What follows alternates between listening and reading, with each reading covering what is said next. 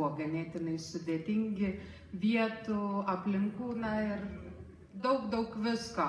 Tai mes darėme maksimaliai viską, kas buvo mūsų jėgomis atspindėti tai, ką tu parašei. Aš tikiuosi, kad tau tai patiko. Ar patiko? Palauk. Ir ką? Trečioji dalis, maloniausioji dalis. Filmas.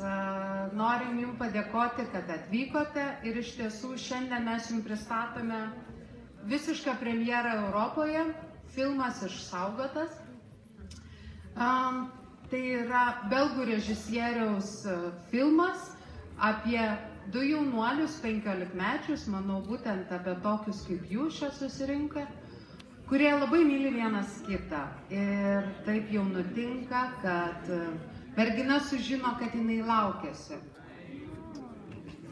Ką daryti 15-mečiams? Ką pasakys šeima, ką pasakys tėvai, ką pasakys mokykla? Daug dilemų, daug klausimų, labai daug nežinomųjų.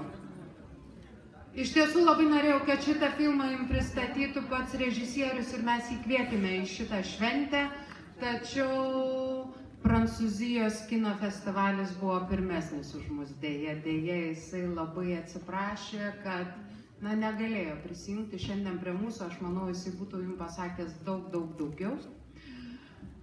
Bet jisai mūsų nepamiršo ir jisai atsiuntė mums sveikinimą.